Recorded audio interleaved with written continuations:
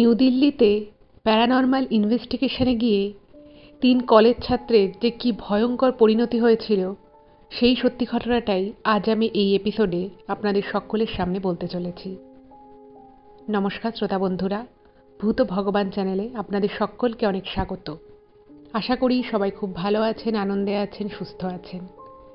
আমাদের চ্যানেলে যে ঘটনাগুলো বলা হয় সেগুলো যদি আপনাদের ভালো লাগে তাহলে অবশ্যই কিন্তু চ্যানেলটাকে সাবস্ক্রাইব করবেন। ভিডিওগুলো শুনে ভালো লাগলে সেই ভিডিওগুলোকে লাইক করবেন, আপনাদের মূল্যবান মতামত জানাবেন। আর যদি পসিবল হয় কাইন্ডলি আপনারা আমাদের চ্যানেলের এই ভিডিওগুলোকে আপনাদের ফ্রেন্ড এবং ফ্যামিলি মেম্বার্সের মধ্যে একটু শেয়ার করে দিন। কারণ আমি মনে করি এই ঘটনাগুলো যেগুলো আমরা এই চ্যানেলে বলে থাকি সেগুলো আর 5টা সাধারণ মানুষের জীবনে ঘটে যাওয়া ঘটনা। তাই এই ঘটনাগুলো যদি আরও অনেক মানুষ শুনতে পারেন, তারা সেগুলো শুনে অনেক কিছু বুঝতে পারবেন, জানতে পারবেন, শিখতে পারবেন। তার ফলে তারা নিজেদেরকে বিপদ থেকে অনেকটাই দূরে রাখতে পারবেন। তো চলুন বন্ধুরা, আমি আজকের ঘটনা আপনাদের সামনে উপস্থাপনা করা শুরু করছি। তবে তার আগে একটা ছোট্ট কথা বলতে চাই। আপনারা বহুদিন থেকে আমাদেরকে বলে আসছিলেন আমেরিকা আমরা যেখানে থাকি তার আশেপাশে রাস্তাঘাট, বাড়িঘর, এখানে দোকান পাশারে কি পাওয়া যায় সেগুলো দেখাতে। তো সেগুলো তো এই ভূত ভগবান চ্যানেলের মাধ্যমে দেখানো সম্ভব নয়। তো সেই জন্য আমাদের নতুন নিবেদন, আমাদের নতুন YouTube channel the Bong shopper. এই চ্যানেলে আমরা আমেরিকা যেখানে থাকি সেখানের আশেপাশের প্রকৃতি, গাছপালা, এখানকার বাড়িঘর, বাজার দোকানে কি কি পাওয়া যায় সেগুলোই আমরা ওই চ্যানেলে তুলে ধরেছি। তো যদি ভালো লাগে তাহলে কিন্তু ওই চ্যানেলটাকেও সাবস্ক্রাইব করবেন, পাশে থাকবেন। আমি চ্যানেলটার নাম আবার বলছি, দ্য বং শপার। এবারে আমি চলে যাব আজকের ঘটনায়। তো প্রথমে আমি এই ঘটনা সম্পর্কিতই কয়েকটা কথা বলে নিই, তাহলে আপনাদেরও ঘটনাটা বুঝতে সুবিধা হবে, আমারও বোঝাতে সুবিধা হবে। আর আপনাদের জীবনেও যদি এরকম কোনো ভৌতিক, অলৌকিক, দৈবিক কোনো ঘটনা ঘটে থাকে তাহলে সেগুলো কিন্তু আপনারা আমাদের কাছে ইমেল করে পাঠিয়ে দিতে পারেন। আর যদি সম্ভব হয় আমাদের এই ভিডিওগুলোকে আপনারা আপনাদের ফেসবুক, হোয়াটসঅ্যাপ প্রোফাইলে একটু সকলের সাথে শেয়ার করে দিন। এটা একটা আমার হাম্বেল রিকোয়েস্ট রইল। তো প্রথমে আমি যখন এই ঘটনাটা শুরু করছি, তো প্রথমে বলি যে ঘটনাটা আমাকে কে পাঠিয়েছে। ঘটনাটা আমাকে দিল্লি থেকে পীযূষ লিখে পাঠিয়েছে। তো পীযূষ এই ঘটনাটা বেশ কয়েকদিন আগেই আমাকে পাঠিয়েছিল, বলা যেতে পারে 1 মাস আগে। তো ঘটনাটা ও লাস্ট পোর্শনটা মানে 2-3টে ইমেলে ভাগ ভাগ করেও ঘটনাটা লিখে পাঠিয়েছে। কিন্তু এই লেখার ক্ষেত্রেও একটা খুব অদ্ভুত অলৌকিক ঘটনা ঘটেছিল, যার জন্য আমি কিন্তু এই ঘটনাটা প্রকাশ করতে পারছিলাম না। সেটা হলো যে ও প্রথম 2টো ইমেল 1 মাস আগে পাঠালেও ও প্রথম যে 2টো ইমেল পাঠিয়েছিল তার দ্বিতীয় ইমেলেও লিখেছিল যে ঘটনাটা শেষ পর্যায়টাও আর একটা ইমেলে লিখে পাঠাবে। কিন্তু কি অদ্ভুত বিষয়, ওই লাস্ট ইমেলটা নাকি ও বহুদিন আগেই লিখে ফেলেছিল, কিন্তু খুব অদ্ভুত অজানা কারণে ও নাকি ইমেলটা সেন্ড করতে পারছিল না। এবার সেটা কেন প্রবলেম হচ্ছিল, কী জন্য হচ্ছে সেটা ও নিজেও জানে না। এবং ও লিখেছে যে ওর মোবাইল থেকে, ওর ডেস্কটপ থেকে, ওর ল্যাপটপ থেকে 3 জায়গা থেকেই কিন্তু এই লাস্ট ইমেলটা ও সেন্ড করার অনেকবার ট্রাই করেছিল, কিন্তু পারেনি। তাই শেষ পর্যন্ত বাধ্য হয়ে ওর এক বন্ধুর মোবাইলে সেখান থেকে ইমেলটা সেন্ড করে, মোবাইলটা আর কি নিয়ে। জানি না কি অদ্ভুত বিষয়, এবং আমি এখন ঘটনাটা আপনাদের সামনে বলার জন্য রেকর্ড করা শুরু করছি। জানি না আমি ঠিকমতো ঘটনাটা বলতে পারবো কি না, তবে আশা রাখছি আমি ঠিকমতো গুছিয়ে আপনাদের সামনে নিশ্চয়ই তুলে ধরতে পারবো। তো প্রথমে আমি ঘটনা সম্পর্কিত কয়েকটা কথা বলি। তো সেটা হচ্ছে যে এই পীযূষ সে কিন্তু বেনারসের যে হিন্দু ইউনিভার্সিটি আছে সেখানেও পড়াশুনো করতে চলে যায়। এবার ও এখান থেকে গ্র্যাজুয়েশন অবধি পড়াশুনো করে কলকাতায়, এবং তারপরে মাস্টার ডিগ্রির জন্য ও বেনারসের হিন্দু ইউনিভার্সিটিতে চান্স পায় এবং সেখানে থেকেও পড়াশুনো শুরু করে। এবার ও যেখানে যে ডিপার্টমেন্টে পড়াশুনো করতো সেই ডিপার্টমেন্টে আরও প্রচুর ছেলেমেয়ে ছিল, এবং বেনারস হিন্দু ইউনিভার্সিটিটা আপনারা জানেন খুব ফেমাস একটা ইনস্টিটিউশন। তো সেখানে বহু ভারতের বিভিন্ন জায়গা থেকে ছেলেমেয়েরা আসে, ইভেন বিদেশ থেকেও ছেলেমেয়েরা সেখানে পড়তে আসে। তো সেখানেই ওর 2টো ছেলের সাথে আলাপ হয় ওদেরই ডিপার্টমেন্টে, এবং তারা কিন্তু বেনারসেরই, মানে তাদের বাড়ি বেনারসে, তারা ওইখানে ওই হিন্দু ইউনিভার্সিটিতে তারাও পড়ে ওর সেম ডিপার্টমেন্টে। এবার ওই ছেলে দুটো মানে ওখানকার আর কি বেনারসের পণ্ডিত ফ্যামিলি থেকে বিলং করতো, ঠিক আছে। এবার ওই যে 2টো ছেলে ছিল ওরা কিন্তু অ্যাকচুয়ালি মানে কাকা জ্যাঠার ছেলে, মানে একে অপরের ভাই হয়। একটা ছেলের মানে একটু বড় ওর থেকে, আর একটা ছেলে ওর থেকে এই 4-5 মাসের ছোট। তো এই দুই ভাই একসাথে ওর ডিপার্টমেন্টে, পীযূষের ডিপার্টমেন্টে পড়তো।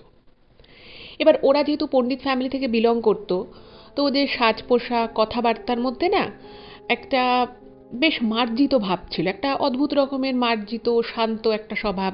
কপালে টিকা লাগিয়ে কলেজে আসতো। তো বাকি সমস্ত ছেলেপিলেরা যারা আরও ছিল তারা তো তাদের নিজেদের মতো যেরকম নর্মাল হয় সেরকমই ছিল। কিন্তু পীযূষ গিয়ে লক্ষ্য করে যে এই দুটো ছেলে সেম ফ্যামিলির, এরা দুজন একটু আলাদা। এরা একটু কম কথা বলে, একটু রিজার্ভ থাকে। মানে বিভিন্ন সময় মানে কোনো একটা যদি কালচারাল কোনো বিষয় নিয়ে কথা ওঠে, ওরা বেশ ওদের বক্তব্য রাখে। দুটো ছেলেই খুব ভালো গান জানে। তো ও না মানে পীযূষের বেশ ভালো লাগে, মনে হয় যে না এই ছেলে দুটো অনেক কিছু জানে, ওদের মধ্যে একটা আলাদা কালচার আছে। তো পীযূষের সাথে পীযূষ যেটা লিখেছে যে ও সকলের সাথে খুব তাড়াতাড়ি মিলে ঘুলে যেতে পারে। তো ওর ডিপার্টমেন্টে বাকি ছেলে মেয়েদের সাথেও ওর একটা খুব ভালো বন্ধুত্বপূর্ণ সম্পর্ক ছিল। কিন্তু এই ছেলেটা, মানে ছেলের বড়দের নাম হচ্ছে ঋষি, মানে ঋষি আর ঋষির ভাইয়ের সাথে ওর কিন্তু একটা বেশ ভালো একটা যোগাযোগও তৈরি করে। এবং ওকে জিজ্ঞেস করতো যে তোমরা যে পণ্ডিত ফ্যামিলি থেকে বিলং করো, তো তোমাদের বাড়ির মানে যারা বড়রা আছেন তারা কি পুজো আর্চার সাথে যুক্ত? তো এই মানে ঋষি এবং ওর যে ভাই হর্ষ, তো ওরা বলে যে হ্যাঁ, ওদের মানে বাবা কাকা জ্যাঠা ও দাদু সবাই ওখানকার মন্দিরের হচ্ছে একদম আদি সময় থেকে পুরোহিত আর কি। ওর বাবা দাদুও পুরোহিত ছিলেন। তো ওখানকার ওরা পুরোহিত, ওদের নাকি ওই ঠাকুরের জিনিসপত্র দশকর্মা যেটাকে বলে, তাদের একটা ওদের বেনারসের দোকানও আছে। এবং ওদের ফ্যামিলির প্রত্যেকটা পুরুষ মানুষ কিন্তু পূজারি বাই প্রফেশন। ঠিক আছে।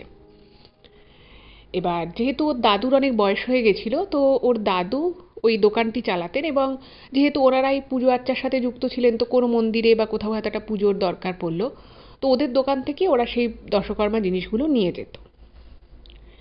আর ছোট থেকে এই বাড়ির প্রত্যেকটি ছেলে এবং মেয়েকে মানে রিলিজিয়াস টিচিং যেটাকে বলে, মানে ধর্মীয় কথাবার্তা বাড়িতে হয়, পুজো আর্চার বাড়িতে একটা বিশাল চল আছে। প্রত্যেক দিন বাড়ির প্রত্যেকটি ছেলে মেয়েকে মানে গীতা পাঠ হোক বা ওদের আরও যা আমাদের যা যা আর কি ধর্মীয় গ্রন্থাদি আছে সেগুলো প্রত্যেক দিন পাঠ করতে হবে। সকালবেলা উঠে স্নান করে সূর্য প্রণাম করতে হবে। মানে ওদের জীবনটা না মানে একদম অন্য রকম করে, মানে তুমি পড়াশুনো করছো, জীবনে যত বড়ই চাকরি তুমি করো, কিন্তু ওদের ফ্যামিলির নিয়ম হচ্ছে যে তোমাকে প্রত্যেক দিন সকালে উঠে যা যা রিচুয়ালস রয়েছে, যেটা ছোট থেকে আর কি ওদেরকে শেখানো হয়েছে, সেটা করতে হবে। প্রত্যেক দিন একবার করে পুজো করতে হবে, ঠাকুরকে ধূপকাঠি দেখাতে হবে, প্রার্থনা করতে হবে। এইগুলো মানে করতে হবে, মানে করতেই হবে।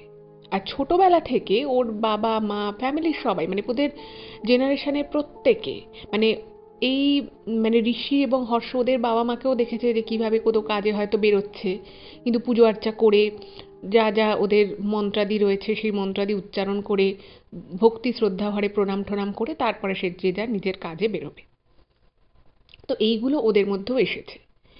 এবং প্রত্যেক মানে ওরাও মাঝে মধ্যে কলেজে আসতো, এসে হয়তো সবাই খাওয়া দাওয়া করছে, তো ওরা খাচ্ছে না, তো বলছে না আজকে অমুক মানে তিথি আছে, তো অমুক তিথির আজকে অমুক একাদশী, তো আমরা আজকে এরকম চালের জিনিস খাবো না বা এরকম খাবার খাবো না। তো এগুলো ওরা মানতো। এবার যেহেতু এই ঋষি এবং ওর ভাই একটু মানে সিরিয়াস থাকতো, পড়াশোনায় খুবই ভালো ছিল, তো ওরা না মানে বাকিদের সাথে মিশতো বাট অতটা মিশতে পারতো না। আর যেহেতু এই এরা দুজন একটু রিজার্ভ থাকতো, তো ডিপার্টমেন্টের বাকি ছেলেমেয়েরাও যে ওদের সাথে প্রচণ্ড কথা বলতো সেরকম ব্যাপার ছিল না। কিন্তু পীযূষের এই ছেলে দুটোকে বেশ মানে ভালো লাগে, ওদের কালচার সম্পর্কে জানতো, ওদের কথাবার্তা শুনতো। তো যেহেতু পীযূষের বাড়ি হচ্ছে কলকাতায়, তো ও কি করতো, হয়তো কলেজে 3-4 দিনের একটা ছুটি রয়েছে, তো যারা মোটামুটি কাছাকাছি থেকে যারা যে সমস্ত স্টুডেন্টরা ওখানে পড়তো মানে হোস্টেলে থেকে, তো তারা তো সবাই বাড়ি চলে যেত। এবার ওই 3-4 দিনের ছুটিতে কলকাতায় একদিন মানে জার্নি করে আসা, একদিন থেকে আবার পরের দিন কি দুদিন থেকে পরের দিন আবার চলে যাওয়া, তো ও না মানে বড় ছুটি না পেলে আসতো না। এবার যেহেতু আস্তে আস্তে এই ঋষি আর হর্ষের সাথে এই পীযূষের একটা খুব ভালো আর কি মানে মেলবন্ধন তৈরি হয়, একটা বন্ধুত্ব তৈরি হয়। তো একদিন মানে এই এই ছেলে দুটোই ওকে বলছে যে তুমি তাহলে আমাদের বাড়িতে চলো, এখন তো দুদিন কলেজ বন্ধ আছে, আমাদের ডিপার্টমেন্ট তো বন্ধ আছে। তো ঋষি বলেছে যে আমাদের বাড়িতে চলো। তো পীযূষ তো প্রথমে এক দুবার একটুখানি সংকোচ বোধ করে যে ঠিক আছে মাত্র কলেজে দেখা হয়েছে, তা ওর বাড়ি গিয়ে আমি কি থাকবো। তো ঋষি আর হর্ষ দুজনেই ওকে জোর করে বলে যে তুমি চলো, আমাদের বাড়িতে চলো, আমাদের বাবা মায়েরও খুব ভালো লাগবে। তো ওদের বাড়িতে গেছে। এবার বাড়িতে যখন গেছে, গিয়ে দেখছে যে ওদের বাড়িটা না মানে পুরোনো আমলের একটা বাড়ি, বেনারস থেকে বেশ কিছুটা ভিতরে, অনেকটাই ভিতরে আর কি। বেশ পুরনো আমলের একটা বাড়ি। বাড়িতে মানে ৩-৪টে তুলসী গাছ রয়েছে মঞ্চ করা, আরও বেশ কিছু আশেপাশে গাছ রয়েছে। বাড়িতে মানে ওই বড় যারা পুরুষ মানুষ তারা সবাই ধুতি পরে রয়েছে, কেউ পুজো করে আসছে। বাড়িতে বড় করে সুন্দর ঠাকুরঘর রয়েছে। তারপরে মানে যেরকম একটা গ্রাম্য, মানে উত্তর ভারতের যেরকম একটা গ্রাম্য পরিবেশ হয়, একদম টিপিক্যাল সেরকম। ঠিক আছে। তো ওরা সবাই মানে নিরামিষ আহার করে, বাড়িতে প্রচুর রকমের রান্না বান্না হয়। ওর খুব ভালো লাগে এবং ওকে দেখে ওরা খুব আদর আপ্যায়ন করে, ঋষি আর হর্ষের বাড়ির লোকের। এবং সবাই মানে ওরা যেহেতু জয়েন্ট ফ্যামিলি, তো ওর খুব ভালো লাগে আর কি। তো দুদিন ছুটি কাটিয়ে আসে। এবারে ওদের বাড়িতে যখন দুদিন ছিল, তো তখন একসাথে কিছুটা পড়াশুনো, গল্প, আড্ডা সবই হয়েছে। তো তখন ওদের সাথে আর কি গল্প করতে করতে পীযূষ যেটা জানতে পারে যে ওর মানে বাড়ির যারা আদি পুরুষ রয়েছে তারা বহু বহু আগে থেকেই তারা কিন্তু পুজো আর্চা, মন্ত্র, যজ্ঞ, পাঠ এসবের সাথেই মেনলি যুক্ত। ওর দাদু একটা দোকান খুলেছে এবং সেই দোকানটা কিন্তু ভালো চলে এখন। কিন্তু মেন আর কি ব্যাপার হচ্ছে ওদের এই পুজো পুজো পাঠ করা।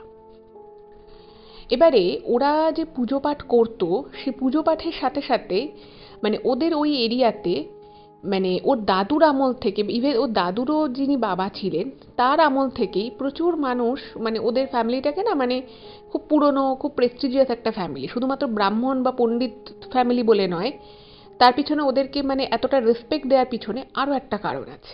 তো সেটা কি কারণ? তো সেই কারণটা হচ্ছে যে ওর দাদুর বাবার আমল থেকে অনেকে হয়তো আশেপাশের কোনো প্রবলেমে হয়তো পড়েছে, কিছু একটা সমস্যা হয়েছে, সেই সমস্যা থেকে কোনোভাবেই সে বেরোতে পারছে না। তো তারা না ওদের বাড়িতে আসতো, তারা ওদের বাড়িতে আসতো এবং তখন ওর দাদুর আমলে বা দাদুর যিনি বাবা ছিলেন তিনি নাকি মানে এত বেশি পুজো পাঠ করতেন, তো তার তার ভগবানের প্রতি একটা মানে অটুট বিশ্বাস ছিল এবং তিনি নাকি বেশ অলৌকিক ক্ষমতার অধিকারী ছিলেন। তিনি অনেক সময় অনেককে অনেক সমস্যা থেকে বাঁচাতেন। অনেকে হয়তো অনেক দিন থেকে অনেক প্রবলেমের মধ্যে আছে, অনেক রকমভাবে চেষ্টা করেছে সেটার থেকে পরিত্রাণ পাওয়ার, কিন্তু কোনোভাবেই হচ্ছিল না। তো তিনি নাকি অনেক কিছু করে মানুষকে অনেক উপকার করতেন।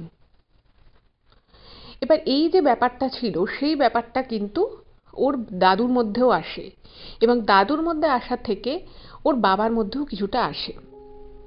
মানে এই ঋষি আর হর্ষের যে বাবা, এনারাও আর কি এরকম পুজো আর্চার সাথে সাথে কোনো বাড়িতে হয়তো কোনো সমস্যা হচ্ছে, সেই সমস্যাটা কোথা থেকে হচ্ছে, কী জন্য হচ্ছে, কিছুই বোঝা যাচ্ছে না। তো তখন উনি মানে ওনাদের বাবা আর কি তাদেরকে বেশ কিছু মন্ত্রতন্ত্র দিয়ে কিছু শিখিয়েছিলেন যে কোনো বাড়িতে যদি কোনো অশুভ শক্তির প্রকোপ থাকে বা কোনো প্রেতাত্মা দুরাত্মার যদি কোনো প্রকোপ থাকে সেখান থেকে কি করে বাঁচাতে হয় ফ্যামিলির লোকগুলোকে, এই সব ব্যাপারে কিন্তু একটা নলেজ ছিল। এবার এই ঋষি এবং হর্ষের বাবা এনারা দুজন না মানে পুজো আর্চা নিয়ে এতটাই বেশি ব্যস্ত থাকতেন না, যেহেতু দোকানটাও রয়েছে। তো ওনারা না মানে পুজো আর্চাটা খুব বেশি করতেন। হয়তো কোনো মন্দিরে পুজো করতে হবে বা কোনো অনুষ্ঠান রয়েছে সেখানে বিয়ে দিতে হবে বা আরও অন্য কোনো আনুষ্ঠানিক কাজ রয়েছে যেখানে পুরোহিতের দরকার, সেগুলো খুবই করতেন। কিন্তু এই কোনো বাড়িতে অস্বাভাবিক ঘটনা ঘটছে, ভূতের উপদ্রব হয়েছে, কেউ ভরে পড়েছে, এই কাজগুলো না খুব একটা করতে চাইতেন না, কারণ ওনারা সেই সময়টা পেতেন না, এটার জন্য একটা সময় দিতে হয়, অনেক স্টাডি করতে হয়। আবার উল্টো দিকে যেটা হয়েছে সেটা হচ্ছে যে ঋষি আর হর্ষের বাবাদের মানে এই বিষয়ে সেরকম একটা ইন্টারেস্ট ছিল না, কিন্তু এই প্রজন্মের অর্থাৎ ঋষি এবং হর্ষের কিন্তু আবার এই বিষয়টা প্রচণ্ড ইন্টারেস্ট।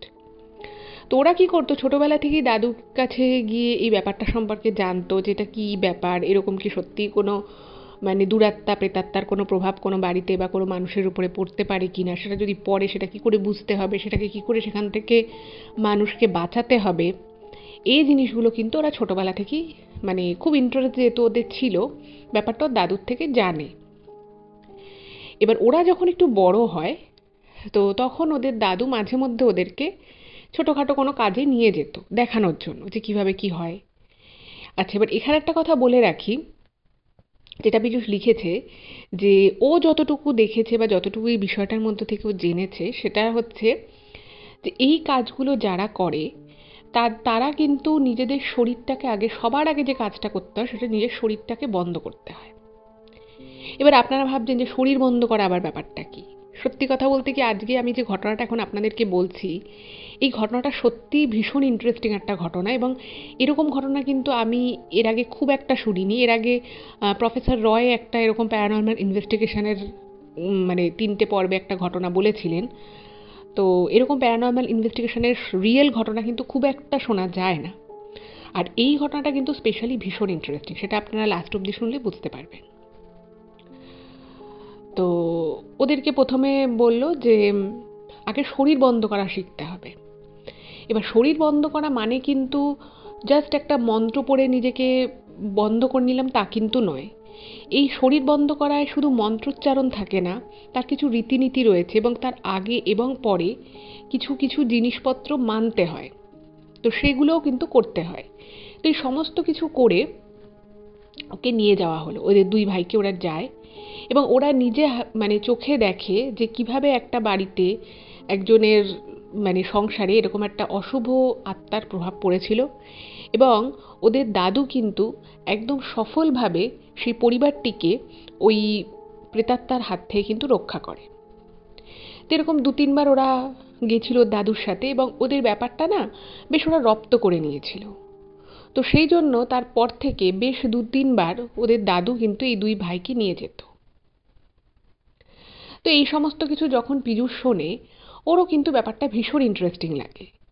তো ও তখন ওদের দুজনকে জিজ্ঞেস করছে যে আচ্ছা, তোমরা এর পরবর্তী সময় কি কোনো এরকম কাজে যাবে? তো তখন বলছে এখন তো জানি না, এই সমস্ত কাজগুলো খুব হঠাৎ হঠাৎ চলে আসে।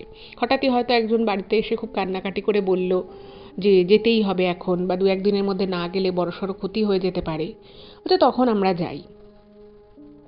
এবং ওরা এই জিনিসটা দেখতে দেখতে এতটাই অভ্যস্ত হয়ে পড়েছে যে এখন ওর দাদু মানে বিশাল বয়স, ওর দাদুর প্রায় 90-এর কাছাকাছি বয়স, তো দাদু তো এখন যেতে পারে না। তো রিসেন্ট 2টো কাজে ওরা গেছিল, এই দুই ভাই গিয়ে করে এসছে, কারণ ওদেরকে এই পুরো বিষয়টা ওদের দাদু শিখিয়ে দিয়েছিল। ভালো কথা। তো এগুলো শুনে তো পীযূষের মনে খুব ইচ্ছে হলো যে ও একবার যাবে, ও একবার দেখবে। তো তখন পীযূষ আর থাকতে না পেরে এই ঋষি আর হর্ষকে বলে যে তোমরা যদি এরপরে কোনো এরকম প্যারানর্মাল ইনভেস্টিগেশনে যাও, তাহলে কিন্তু তোমরা আমাকে নিও, আমি একটু দেখতে চাই। কারণ অ্যাকচুয়ালি যেটা ব্যাপার, যেটা পীযূষ লিখেছে, যে ও না এগুলো ব্যাপারে একদম বিশ্বাস করতো না। এবার এই ছেলে দুটো এত মার্জিত কথাবার্তা, এবং ওরা না অনেক কিছু মানে অনেক বিষয়ে ওদের কথা হতো, তো সব বিষয়ে যে ওরা লজিক দিয়ে কিন্তু কথা বলতো, এবং যখন এই লজিক দিয়ে কথাগুলো বলতো, যখন কথাগুলো শুনতো পীযূষ, তখন ওর মনে হতো যে সত্যিই কি তাহলে এইগুলো হয়। মানে ও ভাবতো যে এরকম প্রেতাত্মা, আত্মা, ভূত বলে কিছুই হয় না, এগুলো সব মনের ভুল, সব মনের ভয়। কিন্তু যত ও ঋষি এবং হর্ষের কথাবার্তাগুলো শোনে, ওর কেন জানি না মনে হতে থাকে যে হয়তো এগুলোর অস্তিত্ব সত্যিই আছে, আমরা হয়তো সেটাই সায়েন্সের যুগে ইগনোর করি, বা আমরা বুঝতে চাই না, দেখতে চাই না, কিন্তু সত্যি নিশ্চয়ই এরকম কিছু আছে। এবার এই সমস্ত কথাবার্তার পরে তো আবার ওদের কলেজ স্টার্ট হয়ে গেল, তো পড়াশুনো চলছে, সব কিছুই ঠিকঠাক আছে। এর মাস 2 পরে হঠাৎই একটা ঘটনা ঘটে। কি ঘটনা ঘটে? তো ঘটনাটা হচ্ছে যে ওই ইউনিভার্সিটির মধ্যেই একজন কর্মচারী ছিলেন, তো তারা না মানে যেহেতু মানে ওরা একটা খুব ফেমাস ফ্যামিলি থেকে মোটামুটি বিলং করতো, তো ওদেরকে অনেকেই চিনতো। এবার ওই বেনারস হিন্দু ইউনিভার্সিটিরই একজন মানে ক্লারিক্যাল জব করেন, তো একজন কর্মী, তিনি একদিন হঠাৎ করে খুব চোখে মুখে আর কি চিন্তা, একটা টেনশন এরকম নিয়ে এই ঋষি আর হর্ষের কাছে আসে। তো এসে বলে যে ওনার যে বোনের বিয়ে হয়েছে, তো বোনের বিয়ে হচ্ছে দিল্লিতে। তো দিল্লিতে বোনের বিয়ে দিয়েছে, তো সব কিছু ঠিকঠাকই ছিল, বিয়ের 2 বছর অবধি সব ঠিক। তো 2 বছর পর থেকে বোনের আস্তে আস্তে সংসারে ছোটোখাটো অশান্তি শুরু হতে থাকে এবং এখন সেই অশান্তিটা এতটাই বড় লেভেলে চলে গেছে যে ওনার বোনের পক্ষে ওখানে থাকা পসিবল হচ্ছে না। তো এই কথাটা শুনে প্রথমে তো ঋষিরা বলছে যে কি সমস্যা, মানে তুমি আমার কাছে কেন এসছো, অনেক সময় অনেক রকমের সমস্যা হতে পারে, তো সেটা এমন কি সমস্যা যে যেটা আমাদেরকে তুমি এসে বলছো। তো তখন বলছে যে কিছুই জানি না কি হয়েছে অ্যাকচুয়ালি। তো ওখানে একটা ওরা ফ্ল্যাট কেনে, মানে ওনার বোনের আর কি বর।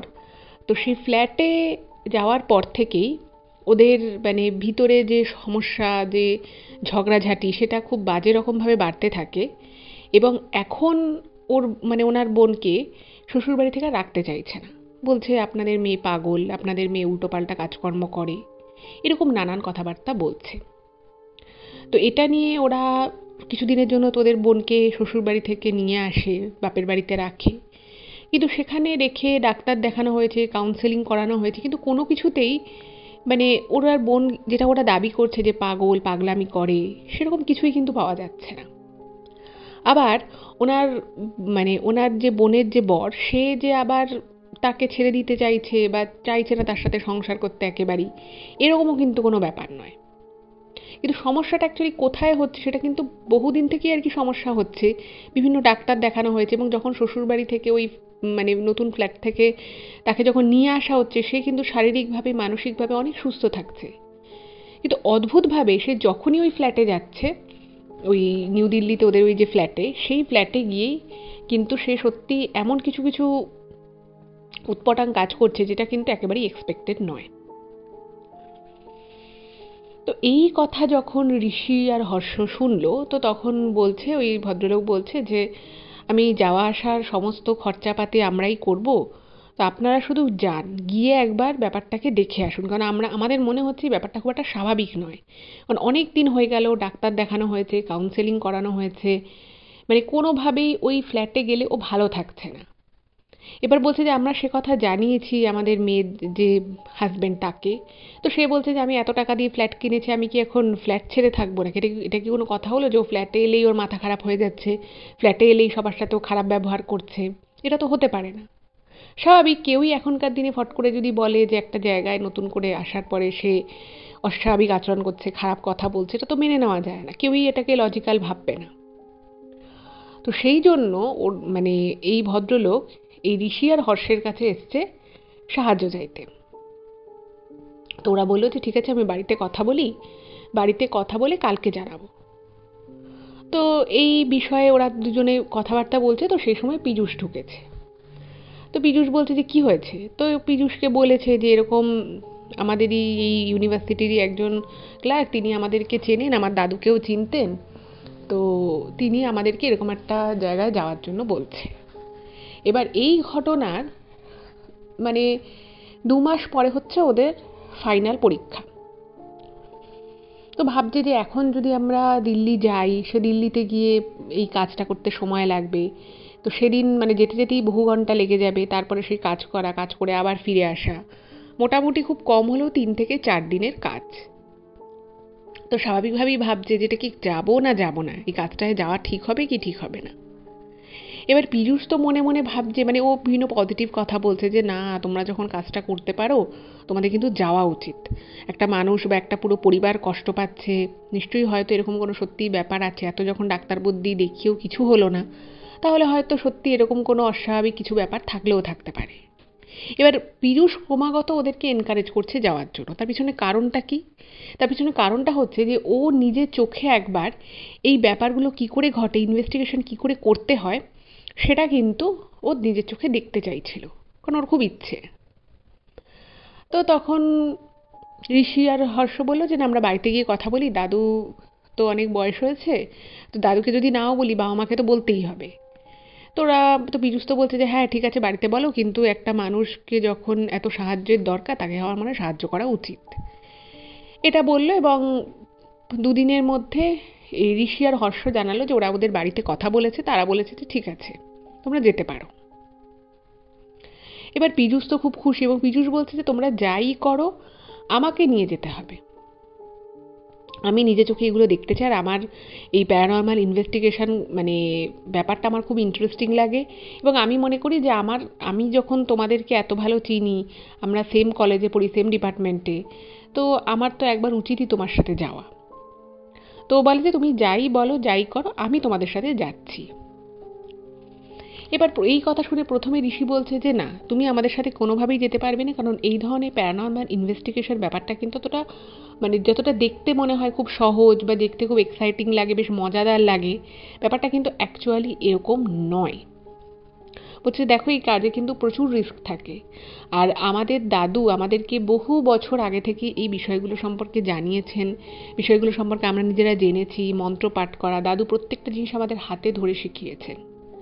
বলছে যে এই কাজে প্রচুর রিস্ক থাকে, তুমি যদি আমাদের সাথে যাও তোমার কোনো ক্ষতিও হয়ে যেতে পারে, তুমি হয়তো বুঝতেও পারবে না, বাট তুমি বাড়িতে এসে দেখবে তোমার একটা ক্ষতি হয়ে গেছে, কিছুদিন পরে তোমার কোনো চোট পেতে পারো, তুমি কোনো আঘাত পেতে পারো, এগুলো তোমার কিন্তু হতেই পারে। তো সেই জন্য মানে ঋষি আর হর্ষ দুজনেই বলে যে আমরা তোমাকে এসে পুরো ঘটনাটা বলবো কি হয়েছিল, কিন্তু তুমি আমাদের সাথে যাওয়ার জেদটা করো না, আমরা তোমাকে নিয়ে যেতে পারবো না, পরিষ্কার বলে দেয়।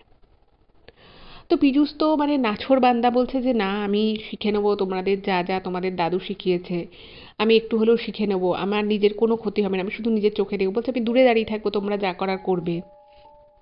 তো এরকম করে যখন অনেকবার বলেছে, তো তখন ঋষি বলছে যে ঠিক আছে, কিন্তু এই যাওয়ার জন্য মানে তুমি তো আমাদের সাথে থাকবে, তুমি যতই আমাদের সাথে প্যারানর্মাল ইনভেস্টিগেশন করা বা তারপরে সেই মানে যদি কোনো এরকম আত্মার সন্ধান পাওয়া যায়, সে আত্মাকে ট্র্যাপ করা, এই ব্যাপারগুলো কিন্তু অনেক জটিল।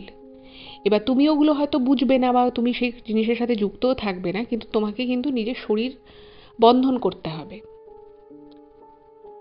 তো এই কথা শুনে পীযূষ ভাবছে যে সেটা তো আমি বুঝলাম যে শরীর বন্ধন করতে হবে, কিন্তু সেটা আমি করবো কী করে, আমার কাছে তো এরকম কোনো মন্ত্র নেই। তো তখন ওরা দুজনে বলে যে তোমাকে আমরা মন্ত্রও বলে দেবো, এবং কিভাবে কি করতে হবে, নিজেকে কিভাবে প্রিপেয়ার করতে হবে, সেটাও আমি সব তোমাকে বলে দেবো। কিন্তু একটাই শর্তে তুমি আমাদের সাথে যেতে পারো, সেটা হচ্ছে যে আমরা ধরো তুমি মানে আমরা একটা জায়গায় গেছি এবং সেখানে আমরা মানে প্যারানর্মাল ইনভেস্টিগেশন শুরু করেছি যে সত্যিই সেখানে কোনো এরকম বাজে আত্মার কোনো প্রভাব আছে কি না। তো এই কাজে যখন আমরা যাব, তখন তুমি আমাদের থেকে পারমিশন ছাড়া বেশ কিছু কাজ কিন্তু তুমি করতে পারবে না ওই সময়টুকুতে। তো বলছে যে কি এমন কাজ যেটা তোমাদের পারমিশন ছাড়া করা যাবে না। তো তখন এই দুই ভাই বলছে যে প্রথম যেটা তোমাকে করতে হবে সেটা হচ্ছে তোমাকে এই প্যারানর্মাল ইনভেস্টিগেশনে যাওয়ার দুদিন আগে থেকে তোমাকে নিরামিষ খেতে হবে। এটা হচ্ছে পয়েন্ট নাম্বার 1। আর পয়েন্ট নাম্বার 2 হচ্ছে যে এই যতক্ষণ শরীর বন্ধ থাকবে, তো সেই শরীর বন্ধ থাকার টাইমে বাথরুমে যাওয়া যাবে না। মানে শরীর বন্ধ করার আগে বাথরুমে যেতে হবে, মানে তারপরে শরীর বন্ধ করার যে মন্ত্রটা সেটা শুদ্ধ বস্ত্রে করতে হবে, এবং সেটা শুদ্ধ বস্ত্রে করার পরে আর কাজ শেষ না হওয়া পর্যন্ত বাথরুমে যাওয়া যাবে না, কারণ যদি সে বাথরুমে যায় তাহলে কিন্তু তার শরীরের যে বন্ধন ব্যাপারটা থাকবে সেটা কিন্তু কেটে যাবে। এবার বলছে যে ঠিক আছে, আমি তো এই মন্ত্রগুলো মানলো। তারপরে বলছে যে আমরা তোমাকে একটা জিনিস দেব, সেটা হচ্ছে একটা এক্সট্রা প্রোটেকশন। ঠিক আছে, বলছে একটা এক্সট্রা প্রোটেকশন আমরা তোমাকে দেব, সেই জিনিসটা তোমাকে হাতে বেঁধে রাখতে হবে। ওই জিনিসটা হচ্ছে একটা এমন জিনিস, এমন পাওয়ারফুল জিনিস, বলছে যে এইটা যদি থাকে, যত আত্মা মানে আত্মা হোক, দুরাত্মা হোক, মানে যত বড়ই সেই নেগেটিভ এনার্জি হোক না কেন, সে তোমার কোনো ক্ষতি করতে পারবে না। তো সেই জিনিসটা কিন্তু তোমাকে হাতে বেঁধে থাকতে হবে যতক্ষণ না আমরা খুলতে বলবো, আর আমাদের পারমিশন ছাড়া তুমি কিছু করতে পারবে না। হয়তো কোথাও একটা আমরা এরকম কাজ করছি, তো সে মাতাবস্থায় তুমি একা একা কোথাও যেতে পারবে না, একা একা তুমি সেই জায়গা থেকে চলেও যেতে পারবে না, এবং যখন কাজটা শুরু হবে তখন কিন্তু তুমি যেখানে যেভাবে থাকবে, যে অবস্থায় থাকবে, তোমাকে সেখানে সেই অবস্থাতেই থেকে যেতে হবে যতক্ষণ না আমরা তোমাকে সেখান থেকে কোথাও যেতে বলবো বা কিছু।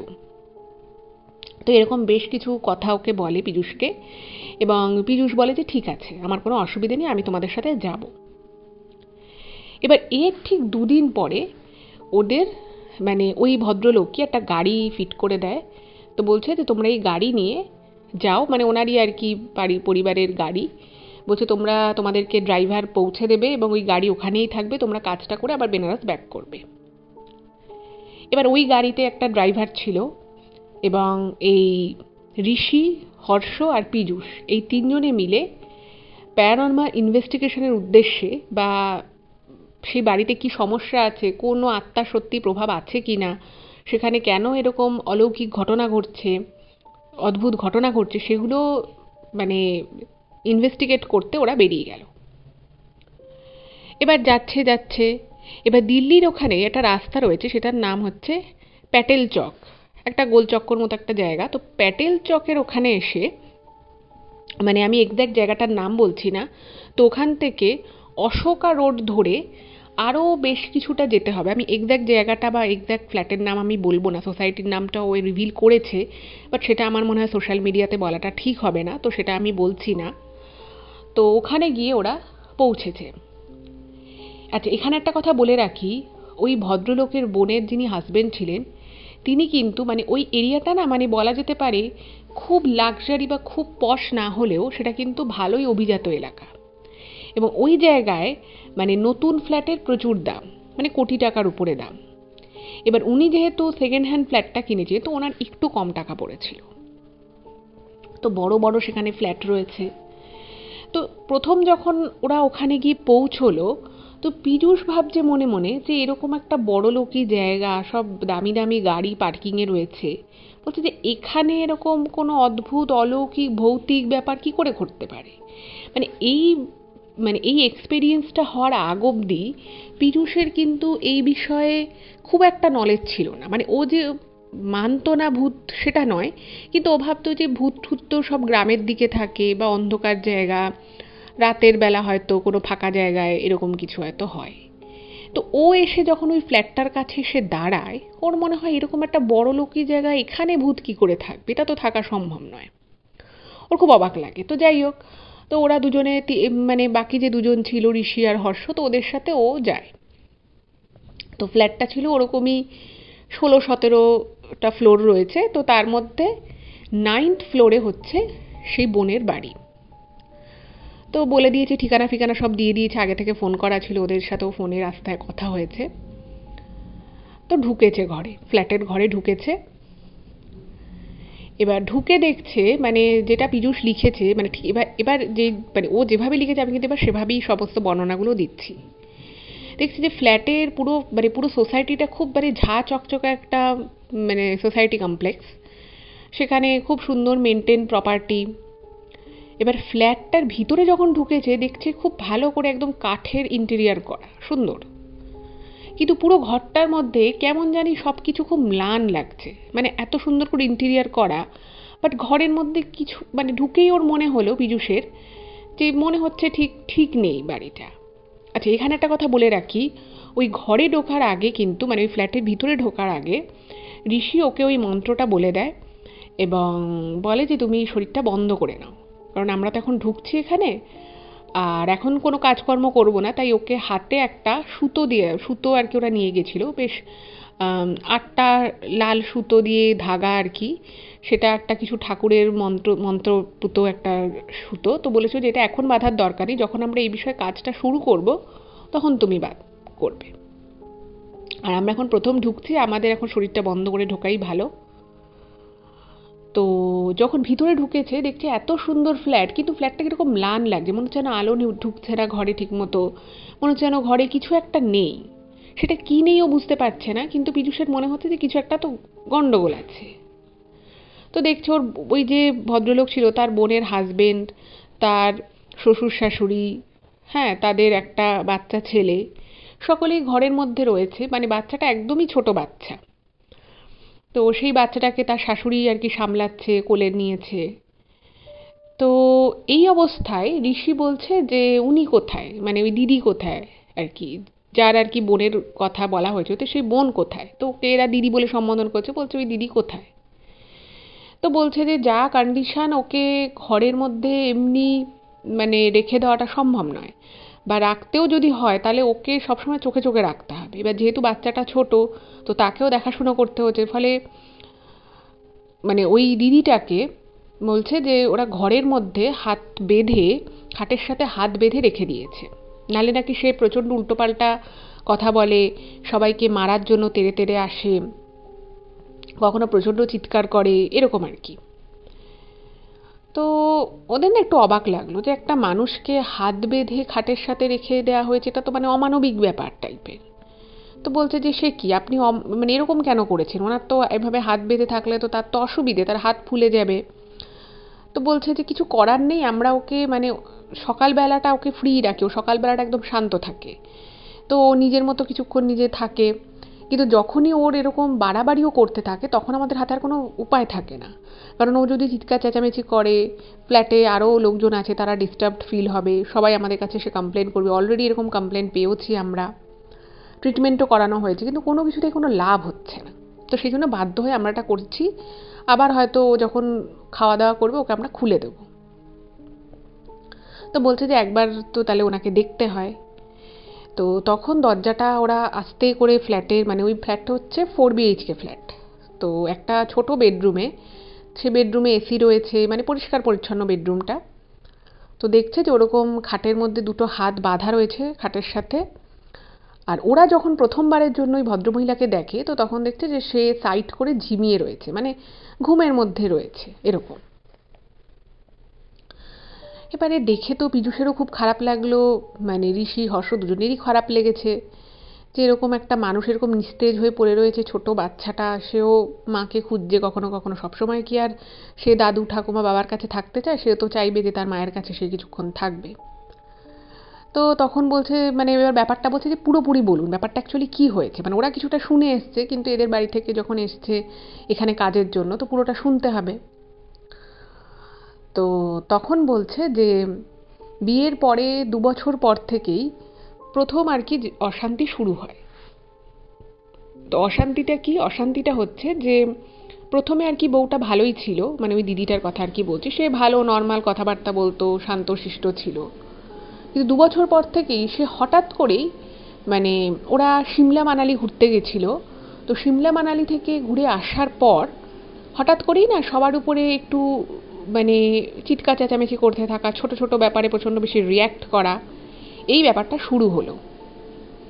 এবার সবাই একটু অবাক হয়ে গেছে যে এত শান্তশিষ্ট বৌমা, বাড়ির বউ এত ভালো, তো সে একটা প্রাইভেট ভালো একটা জায়গায় চাকরি করতো, তো ভাবলো যে এরকম তার এরকম হওয়ার তো কথা নয়। তো তাকে জিজ্ঞেস করেছে যে তোমার কি কোনো টেনশন চলছে, তুমি শুধু শুধু বাড়ির লোকেদের সাথে এরকম খারাপ ব্যবহার করছো কেন। তো সেই প্রশ্ন করা তো সে কিন্তু কোনো মানে যথাযথ উত্তর দিতে পারেনি। তো এই কিছুদিন পরে তিনি প্রেগনেন্ট হয়ে যান, তার বাচ্চা হয়, তো সবাই ভেবেছে যে সেই জন্য হয়তো তার মুড ফুড খারাপ ছিল, তো ব্যাপারটা কেউ পাত্তা দেয়নি।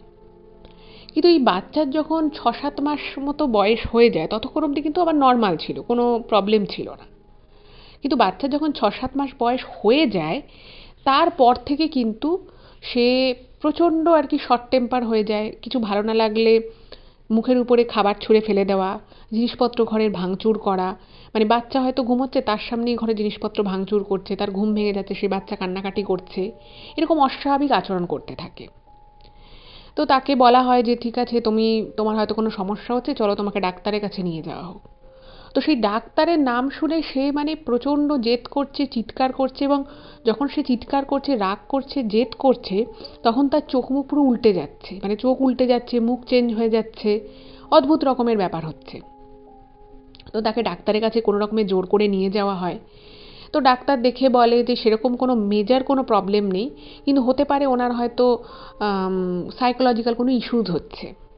তো ওনাকে বলে যে একটু খুশিতে থাকার চেষ্টা করবেন, যোগা করবেন, সকালবেলা ওয়াকিং করবেন, এরকম নানান কথাবার্তা ডাক্তারবাবু বলেন এবং 2-1টা মেডিসিন দেন।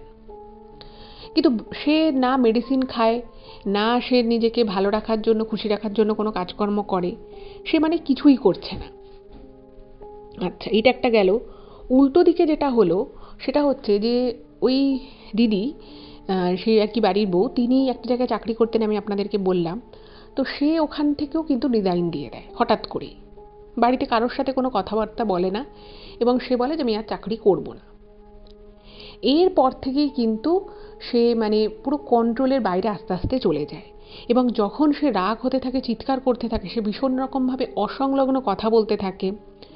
তো এরপরে তাকে বিভিন্ন জায়গায় দেখানো হয়, সে কোনো রকমেই ডাক্তারের কাছে যেতে চায় না, কোনো মানসিক ডাক্তার দেখানোর চেষ্টা করা হয় এবং তাকে জোর করে নিয়েও যাওয়া হয়, কিন্তু কোনোভাবেই কোনো সুরাহা হয় না। মানে কিছুদিন হয়তো সে ট্রিটমেন্টের জন্য ভালো থাকে, একটু শান্ত থাকে, আবার দুদিন পরে যেকে সেই হয়ে যায়। তো এরকম করে বহু ডাক্তার দেখানো হয়, বহু ট্রিটমেন্ট হয়, কিন্তু কোনো কিছুতেই কিন্তু পুরোপুরি সমাধান পাওয়া যায় না। তো এর মধ্যে ওরা যখন ভাবছে যে তাহলে হয়তো সত্যি সত্যি বউয়ের হয়তো মাথায় কোনো অসুবিধে হয়েছে, কোনো গন্ডগোল হয়েছে, তো ওরা যখন ভাবে যে ঠিক আছে আরও বড় ডাক্তার দেখাতে হবে, তাহলে অন্য কোথাও নিয়ে যেতে হবে, এইরকম যখন ওরা চিন্তা ভাবনা করেছে, তো তখন ওরা একদিন দেখে যে বাড়িতে মাংস আনা হয়েছিল, সেই বউটা নাকি ওই ফ্রিজ থেকে কাঁচা মাংস বের করে করে খাচ্ছে। এই বিষয়টা যখন দেখে বাড়ির লোক, তো তখন বুঝতে পারে যে এই ব্যাপারটা শুধুমাত্র ওষুধে ঠিক হবে না। কারণ একটা মানুষ তার খিদে পেতে পারে প্রচণ্ড, সে হয়তো স্বাভাবিকের থেকে বেশি খাবার খেতে পারে, কিন্তু একটা সুস্থ সবল মানুষ বা তার মধ্যে যদি একটা মানুষের যদি এতটুকু কনসাস হয়, সে কখনোই ওরকমভাবে কাঁচা মাংস খাবে না। তো ব্যাপারটা খুবই অদ্ভুত টাইপের লাগে এবং ওনারা তখন ভাবে যে না, এটা অন্য কোনো ব্যাপার থাকতে পারে। এবং বিভিন্ন সময় ওরা দেখে যে বিশেষত অমাবস্যা তিথিতে মানে অনেক বেশি উনি ভায়োলেন্ট হয়ে যায়, ওই বাড়ির যে বউ সে খুব ভায়োলেন্ট হয়ে যায়। তো তারপরে ওরা একজনের সাথে যোগাযোগ করে, তো সে এসে বাড়িতে এসে সেই বউকে দেখে যায় এবং তিনি বলেন যে দেখুন, আমি কি হয়েছে সেটা বলতে পারি, কিন্তু আমি এই ব্যাপারটা থেকে কিন্তু আপনাদেরকে উদ্ধার করতে পারবো না, আপনার বউকে আমি কিন্তু সেই অশুভ শক্তি থেকে মুক্ত করতে পারবো না। কিন্তু এটুকু বলে যে একটা কিছুর প্রভাব রয়েছে এবং সেটা ওর শরীরে কোনো যে একটা জায়গা থেকে এসেছে, সেটা কবে এসেছে, কী এসেছে সেটা আমি জানি না এবং সেটা আমার পক্ষে এর থেকে বেশি কিছু বলা সম্ভব নয়। এই বলে সে চলে যায় এবং তারপর থেকে বিভিন্ন রকম করে বাড়িতে পুজো আর্চা করে কোনো রকমভাবে মাথায় ঠাকুরের নাম ঠাম নিয়ে কোনো রকমভাবে তাকে একটু দমিয়ে রাখা আছে এই মুহূর্তে। তো এসব বললো, তো বলা ঠলা এগুলো যখন শুনলো, তো শোনার পরে তখন এই ঋষি আর ওর ভাই বলল যে আমরা আজকে তো বিকেল হয়ে গেছে, আজকে আর কিছু হবে না, কালকে আমরা এই কাজে নামবো এবং এই ইনভেস্টিগেশন যেটা আছে সেটা আমাকে বুঝতে হবে যে কোথায় ব্যাপারটা আছে এবং কি আছে। আচ্ছা, এখানে এবার একটা কথা বলি, যেটা পীযূষ লিখেছে, যে এই ধরনের যখন ইনভেস্টিগেশন হয়, তো সেই ইনভেস্টিগেশনে না পুরো বাড়িকে কিন্তু, মানে সেটা ফ্ল্যাট হোক বাড়ি হোক, সেটা পুরোটাকেই কিন্তু পরীক্ষা করা হয় যে কোথায় প্রবলেমটা আছে। কারণ এটা যেমন শুধুমাত্র মানুষের উপরে একটা প্রভাব বিস্তার করে তা কিন্তু নয়, অনেক ক্ষেত্রে দেখবেন, মানে যেটাও লিখেছে যে প্যারানর্মাল ইনভেস্টিগেশনের ক্ষেত্রে অনেক সময় দেখা যায় যে বাড়ি বা ফ্ল্যাট যাই হোক না কেন, সেটার পুরোটা কিন্তু খারাপ হয় না বা পুরোটার মধ্যে কিন্তু সেই নেগেটিভিটিটা থাকে না। তার মধ্যে কিছু কিছু জায়গা বা কিছু কিছু পয়েন্ট বলা যেতে পারে যেগুলো কিন্তু খুব বেশি এফেক্টেড থাকে, মানে সেই জায়গায় যদি অন্য কোনো মানুষ এসেও দাঁড়ায় সেই পার্টিকুলার জায়গায়, তারা কিন্তু সেই নেগেটিভিটিটাকে বা আলাদা যে একটা এনার্জি রয়েছে, সেটা একটা অশুভ শক্তি রয়েছে, সেটা কিন্তু খুব বেশি রকমভাবে ফিল করা যায়। তো তখন বললো যে ঠিক আছে, এবার ওদেরকে কিন্তু, মানে ওদের এই তিনজনকে, ওই যেহেতু ওদের মানে 4 বেডরুম ফ্ল্যাট ছিল, তো বলছে যে আবার তোমাদেরকে এখানেই থাকার আমরা ব্যবস্থা করেছি, একটা রুম দিয়েছে ওদেরকে থাকতে। এবার সেদিনকে রাতের বেলা মানে ওরা তিনজনে একটা বেডরুমে রয়েছে, তো মানে প্ল্যান করছে আর কি। ঋষি যেহেতু হর্ষের থেকে একটু বয়সে বড়, তো ঋষি পুরো ব্যাপারটাকে মানে বলে দেয় যে কি করতে হবে, কিভাবে কি করতে হবে। আর পীযূষকে বলেছে যে তোমাকে কিছু করতে হবে না, তোমার থেকে যদি কোনো হেল্প আমাদের লাগে আমরা বলে নেব, কিন্তু মানে তোমাকে আমরা না বলা অবধি তুমি কিন্তু নিজে যেচে পড়ে কোনো কাজ করতে যাবে না। আর ওকে বলে দেয় যে আমরা কালকে, মানে এগুলোরও না একটা তিথি আছে, মানে ওরা আর কি তিথি গণনা করে ওরা একটা টাইম বার করলো যে দুপুরবেলা 2:15 পর থেকে আমরা কাজটা শুরু করব, তার আগে যদি আমরা কাজটা শুরু করি হয়তো আমরা অতটা সাকসেসফুল হব না। তো হাতে ওরা একটা নারকোল নিয়ে এসেছিলো, মানে মানে ডাব নয় কিন্তু নারকোল। তো সেই নারকোলের উপরে একটা ওরকমই ধাগা জড়িয়ে তার মধ্যে একটু চাল, একটু তিল, একটা ফুল ঠুল দিয়ে হাতে করে নিয়ে ওরা, মানে সেটা পুরোটা আর কি পীযূষ জানে না যে পরপর পরপর স্টেপগুলো ঠিক কী থাকে, বাট ও যেগুলো যেগুলো দেখেছে সেটা কিন্তু শেয়ার করেছে।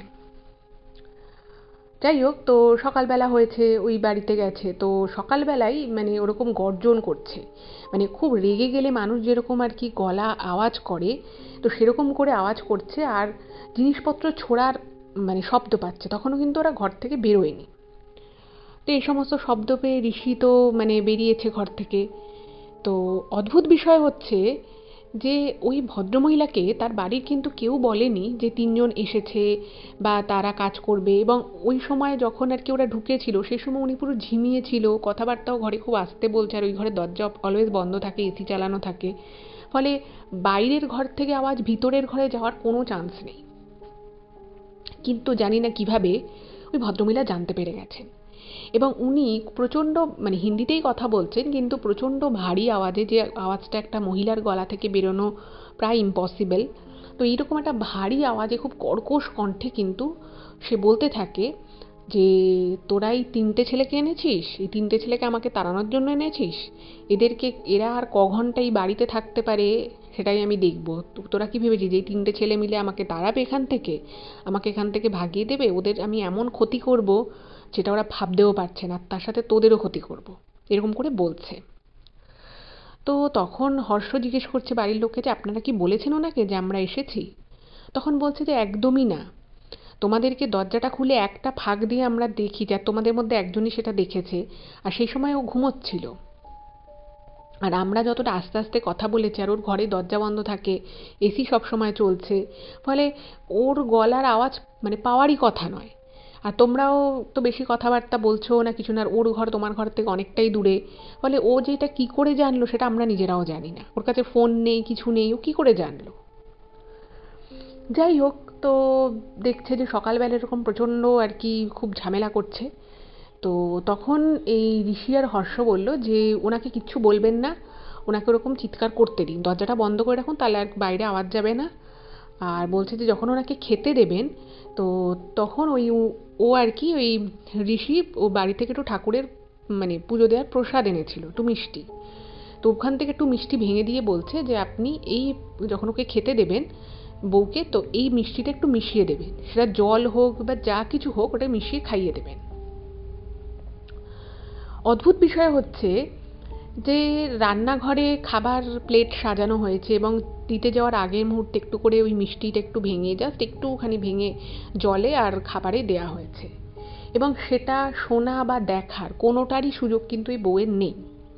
কিন্তু অদ্ভুত বিষয় হচ্ছে যে সে জলে এক চুমুক জলটা খাওয়ার পরেই সে কি করে যেন বুঝতে পেরে যায় যে ওর মধ্যে প্রসাদ আছে, এবং সে তখন ওই পুরো খাবার এবং জলটাকে পুরো মাটিতে ফেলে দেয়, এবং ফেলে দিয়ে সে চিৎকার করে করে বলতে থাকে আমাকে প্রসাদ কেন খাওয়ালি, আমাকে কেন প্রসাদ খাওয়ালি তোরা? এবং আরও অদ্ভুত বিষয় হচ্ছে যে ওই সময় থেকেই প্রচণ্ড জোরে এই মানে ঋষি আর হর্ষের নাম ধরে চিৎকার করতে থাকে, পীযূষের নাম কিন্তু নেয়নি, বুঝতে পারে যে ওরাই এই কাজটা করেছে। যাই হোক, তো এরপরে তো কিছুক্ষণ পরে আবার সে ঝিমিয়ে পড়ে, এবং তার কিছুক্ষণ পরে ওই দুপুর 2টোর পরে 2:15 পরে যে তিথিটা ছিল সেই তিথিতে এই ঋষি আর হর্ষ, পিছনে পিছনে পীযূষ ছিল, ওই একটা নারকোল, সেই নারকোলের মধ্যে ওই ধাগাগুলোকে জড়িয়ে তার মধ্যে একটু চাল তিল আর ফুল দিয়ে, মানে ওই একদম ঘরের যে মেন যে এন্ট্রান্স সেখান থেকে কিছু একটা মন্ত্র পড়তে পড়তে জল ছেটাতে থাকে। তো জল ছেটাতে থাকে, তো সব জায়গাতেই মানে ওরা যাচ্ছে, ঘরের প্রত্যেকটা কোনায় কোনায় যাচ্ছে। এবার যেই ওই যে বউ যে ঘরে রয়েছে সেইখানটা যেই যেতে যাবে, সেখানে দেখছে কোনো রকমভাবে যেতে পারছে না, মানে প্রচণ্ড একটা মানে তাত আসছে, মানে ওইখানটাও দাঁড়িয়ে থাকতে পারছে না। ঋষির হাতে ওই মানে ঋষি ওরকম করে জলটা ছেটাচ্ছে, আর হর্ষের হাতে ওই জিনিসটা রয়েছে, মানে ওরা বুঝতে পারছে যে যা সমস্যা আছে তা এই ঘরটার মধ্যেই সমস্যাটা রয়েছে। তো ওরা তো বুঝে গেছে যে, তো মানে আরও ওরা কিছু মন্ত্রতন্ত্র পড়ে, মানে হাতে ওই জল দিয়ে একটা তিলক মতো কাটে, সেই সেই দরজার সামনে তিলক ঠিলক কেটে আরও নানান রিচুয়ালস করে, একটা ফুল রাখে, একটু চাল রাখে, একটু গন্ধদ্রব্যাদি রাখে, রেখে ওরা কিছু একটা মন্ত্রতন্ত্র পড়ে, এবং সঙ্গে সঙ্গে ওরা ওখান থেকে সরে যায়, এবং পীযূষকে বলে তুমিও সরে যাও। এই সময় ওই ভদ্রমহিলা প্রচণ্ড চিৎকার করতে থাকে, এবং সে পারলে ওই যে হাত দুটো যে বাঁধা রয়েছে খাটের সাথে, সে পারলে খাট সমেত উঠে চলে আসে। মানে এমন করে ও খাটটাকে ঝাঁকাচ্ছে, এক এক সময় মনে হচ্ছে খাটটা ভেঙে পড়ে যাবে এবার। এবং মোটা একটা কাঠের খাটে কিন্তু এই কাজটা করা হয়েছে। মানে এর আগে নাকি উনি যেগুলো হালকা টাইপের যে খাট, সেই খাট নাকি একবার এরকম করে হাত যখন বেঁধে রাখা হয়েছিল, সে অলরেডি সেই খাট নাকি ভেঙে ফেলেছিল। ভাবুন একবার, একটা মানুষের পক্ষে একজন মহিলা, তিনি নাকি ওইরকমভাবে খাট ভেঙে ফেলার মতো তার গায়ে জোর, এটা তো স্বাভাবিক নয়। যাই হোক, তো তখন বলল যে মানে ঋষি বলল, ঋষি আর হর্ষ দুজনেই, যে আমাদের মানে আজকে রাতটা কিন্তু যা কাজ করার করতে হবে, এবং এইখানে যে শক্তিটা রয়েছে সেই শক্তিটা হচ্ছে প্রচণ্ড, মানে একটা শক্তির একটা নাম হয়, মানে এই প্রত্যেকটা যে নেগেটিভ এনার্জি, এগুলোর একটা ক্যাটাগরি হয় প্রত্যেকটার, এবং সেগুলোর একটা নির্দিষ্ট করে নাম থাকে। তো বলছে যে এটা এই রকমের শক্তি, এবং এই শক্তিকে কাটানোর জন্য আমাদের কিন্তু একটা যজ্ঞ করতে হবে, কারণ এই যজ্ঞ না করলে কিন্তু এই শক্তি কাটানো সম্ভব নয়। আর যেভাবেই হোক সেটা কিন্তু ওনাকে ওই ঘরটা থেকে বার করে আনতে হবে। এবার অদ্ভুত বিষয় হচ্ছে যে ওই ভদ্রমহিলা কিন্তু ওই ঘরটা ছেড়ে বেরোতে চান না, উনি সবসময় ওই ঘরেই থাকতে চান। তো বলছে যে ওই ঘরটা থেকে বেরোতে, কারণ তার পিছনে অবশ্য আর একটা কারণ আছে, সেটা হচ্ছে ওই ঘরে না পশ্চিম দিকে একটা জানলা রয়েছে, ঠিক আছে? আর পশ্চিম দিকে যে জানলাটা রয়েছে, ওই জানলা দিয়ে নাকি মানে অনেকেই অনেক সময় দেখেছে যে খুব অদ্ভুত টাইপের হাওয়া আসে, এবং সেটা কী হাওয়া, মানে মানে দেখুন, জানলা থেকে গরম হাওয়া ঠান্ডা হাওয়া আসা যাওয়া করতেই পারে, প্রকৃতির যেরকম ক্লাইমেট থাকবে তার উপরে, সেটা তো খুব একটা অস্বাভাবিক নয়। কিন্তু কেন জানি না ওই ঘরে অদ্ভুতভাবে কোনো ঠাকুরের ছবি নেই, কোনো কিছুই নেই, আর ওই ঘরটা ছেড়ে উনি কোনোভাবে আসতে চায় না। তো তখন ঋষি বলল যে ওনাকে আনতে হবে, এবং সেটা ওনাকে মানে চেপে ধরে রাখা হোক বা যেভাবে ওনাকে, কারণ ওনাকে যজ্ঞে না বসালে এই কাজ করা সম্ভব নয়। মানে আমি একদিকে যজ্ঞ করবো আর ওদিক থেকে উনি আত্মা থেকে ওনার শরীর থেকে বেরিয়ে যে উনি মুক্তি পেয়ে যাবেন, এটা কোনোদিনই সম্ভব না। তো ওদের বাড়ি থেকে আরও 2-3 জন আত্মীয় ডেকে আনলো, কারণ ওনাকে মানে একজন ভদ্রমহিলাকে 4-5 জন মিলে ধরতে হবে, নাহলে সম্ভব না। আর বললো বাচ্চাটাকে মানে কারোর কাছে দিয়ে আসতে, ওই সময় বাচ্চাটাকে ওইখানে রাখা যাবে না, কারণ যে শক্তিটা রয়েছে সে প্রচণ্ড পাওয়ারফুল, হতেই পারে যে সে বাচ্চাটার কোনো ক্ষতি করে দিল। আর পীযূষকে বলল যে তুমি একটা জায়গায় বসে থাকবে, এবং তুমি চারদিকটা লক্ষ্য রাখবে, কিন্তু তুমি তোমাকে একটা আসন দেবো, সেই আসন থেকে উঠবেও না, আর তুমি যেচে কিছু করতে যাবে না। তো যাই হোক, তো ও তো বলেছে ঠিক আছে। এবার ঘটনা হচ্ছে যে এই সমস্ত পরিবেশটা দেখে না পীযূষ খুব ভয় পেয়ে গেছিল, পুরো বিষয়টা দেখে ওর খুব ভয় লেগে গেছে। তো এবারে শুরু হয়েছে, বলেছে যে সন্ধ্যে 7টার পর থেকে এই কাজটা করতে হবে। তো তার মাঝখানে লোকজন আসা, যজ্ঞের জিনিসপত্র আনা, সমস্ত কিছু অ্যারেঞ্জমেন্ট করেছে। এবারে যজ্ঞ শুরু করেছে, ঋষি আর হর্ষ মিলে যজ্ঞটা শুরু করেছে। এর এই সময় কি হয়েছে, এই ওই মহিলাকে ওই হাতের বাঁধনটা খুলে তাকে তো ওই ঘর থেকে সামনের ঘরে ওই যে হল মতো যে জায়গাটা, সেখানে যজ্ঞটা হচ্ছে, তো সেখানে তো আনতে হবে। সে মানে কিছুতেই আসবে না, মানে 5 জন মিলে ওনার হাত ধরে, কেউ পা ধরে, পুরো ঘাড় ধরে তাকে এনে বসানো হয়েছে কোনো রকমে, এবং তাকে বলেছে যে আপনি চেপে ধরে ধরে থাকুন। উনি কিন্তু অনেক রকমের কাজ করতে চাইবে, এবং ওনার ভিতরে যে শক্তিটা আছে সে কিন্তু চাইবে যজ্ঞটা না হোক। তো সেখানে যজ্ঞ শুরু হলো, যজ্ঞ মোটামুটি ভালোই চলছে, এবং প্রত্যেকবার যখন আহুতি দিচ্ছে আর ওই ভদ্রমহিলা পুরো কেঁপে কেঁপে উঠছে, আর প্রচণ্ড কর্কশ কণ্ঠে, মানে সেটা মানে খুব কর্কশ পুরুষ কণ্ঠ যেরকম হয় ঠিক সেরকমভাবে চিৎকার করছে। আর সে মানে এমন করে ঝটকা দিচ্ছে যে মানে মনে হচ্ছে যেন এক্ষুনি হাত পা মনে হয় ভেঙে বেরিয়ে যাবে, এরকম অবস্থা। ইন দ্য মিন টাইম পীযূষের মানে প্রচণ্ড রকমভাবে মানে টয়লেট যাওয়ার একটা প্রবণতা দেখা যায়। এবার ও পুরো বিষয়টা, ওই মহিলাটা ওরকম করছে, ও তো জীবনে কখনো এগুলো দেখেনি। তো এইগুলো দেখে না একেই প্রচণ্ড ভয়ে ছিল। এবার ইন দ্য মিন টাইম যেটা হয়েছে যে তখন আর কি সবাই যজ্ঞে ব্যস্ত, সবাই সবার সাথে কথা বলছে। তো ও ও তখন বলছে যে আমি একটু আসছি। তো এবার ভেবেছে যে অনেকক্ষণ একটানা বসে আছে, ওর তো অভ্যেস নেই, তো বলেছে যে ঠিক আছে। এবার একটু আসছি বলে ও যে টয়লেটে গেছে সেটা কিন্তু এই ঋষি বা হর্ষ কেউই জানতো না, ঠিক আছে? এবারে যেই মুহূর্তে বুঝতেই পারছে, যে যেই মুহূর্তে মানে ওই পুরো বিষয়টার মধ্যে এতটা ভয় পেয়ে গেছে যে ওর মাথা থেকে এটা বেরিয়ে গেছে যে শরীর বন্ধ করা অবস্থায় ওই হাত মানে অবস্থায় কখনোই কিন্তু বাথরুমে যেতে নেই, বা যদি বা কেউ বাথরুম ইউজ করে তারপরে বাথরুম থেকে বেরিয়ে আবার ড্রেস চেঞ্জ করে আবার ওই মন্ত্র বলে কিন্তু নিজেকে আবার নতুন করে শরীরটাকে বাঁধতে হয়, বন্ধন করতে হয়। তো সেই বিষয়টা ওর পুরোপুরি মাথা থেকে বেরিয়ে গেছে এবং ও শুধু বাথরুমের কাজ সেরে ও হাত পা ধুয়ে আবার এসে ওখানে বসে পড়ে। এইখানেই সব থেকে বড় ভুলটা কিন্তু পীযূষ করেছিল। সঙ্গে সঙ্গে ওই যে ভদ্রমহিলার ভিতরে যে আত্মাটা ছিল, ভদ্রমহিলাটা তো কিছুক্ষণ পরে পুরো ছটফট ছটফট করছে, ওকে কেউ ধরে রাখতে পারছে না, মানে যা কিছু হচ্ছে। যেই মুহূর্তে পীযূষ এসে ওই আসনে বসে, মানে ওই মহিলাটা না মানে পুরো স্থির হয়ে যায়, মানে যে ছটফট করছিল 4-5 জন মিলে সেকে শক্ত করে চেপে ধরে রেখেছিল, মহিলাটা পুরো স্থির হয়ে যায় এবং স্থির হয়ে প্রচণ্ড অট্টহাস্য মানে অট্টহাসি হাসতে থাকে। এবং সেই হাসিটা যে হাসছে সেটা কিন্তু পীযূষের দিকে তাকিয়ে।